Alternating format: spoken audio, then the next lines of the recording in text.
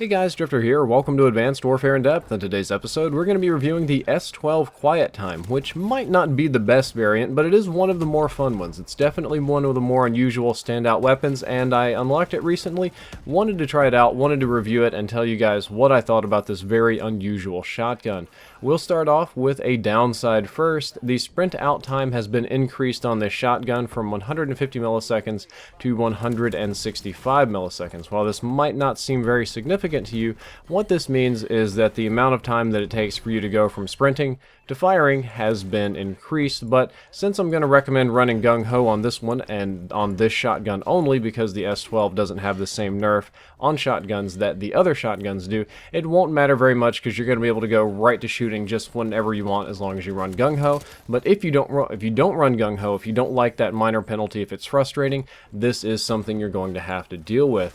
Now let's talk about what's good about it. On the upside, the rate of fire has been increased from 600 RPM to 666 rounds per minute, which again is good. That increases your time to kill, your damage per second, it increases the amount of pellets you've managed to put downstream, makes people die faster, and that's great. A lot of the S12 variants actually have fire rate increases, so this one's right in there with the rest of the lot, and it also comes with a built-in suppressor. Now this built-in suppressor is what really makes the weapon as interesting as it is, and it's cool. I kind of like it. I never really had a problem with silent shotguns. I don't run them too much in AW because shotguns are a little bit weak and I need that maximum kind of kill potential, but on the S12 Quiet Time, the suppressor doesn't hurt the weapon's range, which is the cool thing. The suppressor has no effect on the range, so it's like using the base S12 with nothing attached to it.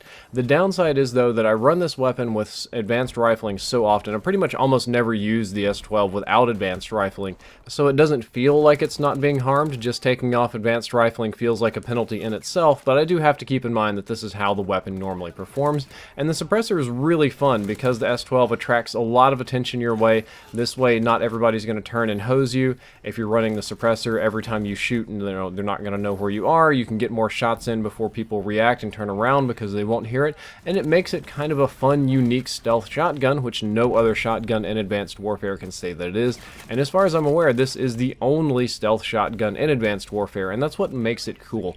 I don't think this is the best variant. There are other better S12 variants that just perform better, but this one's really fun. This one's interesting to use. I get a kick out of it. Again, not the best, but I do get a kick out of it. And if you are going to use it, I think it's best used just to flank and trade kills. I wouldn't try to get on objectives on it with it because you're probably not going to run flak jackets. You're going to run low profile, and you don't want to take a bunch of grenades. You just want to go and hose a bunch of people in the back, try to find 3 or 4 guys lined up, a bunch of snipers, and spray them, trade a few kills, do some 1-for-1 slaying, push the kills, and have a bit of fun. As for how I run it, I'd obviously have to take the suppressor, but I also run extended mags and laser sight. Pretty standard for the S12. Laser sight tightens up the pellet spread, and extended mag gives me more ammunition to put downstream, more people dead, and I am happier. Guys, that's all for this in-depth episode. I hope you enjoyed it. I hope you learned something useful. If you did, don't forget to like, favorite, and subscribe. The previous episode was on the MP443 Grok 1 Wood, which is a very interesting pistol. I'd tell you to check that one out. And the next episode I have to keep secret for now. Drifter out.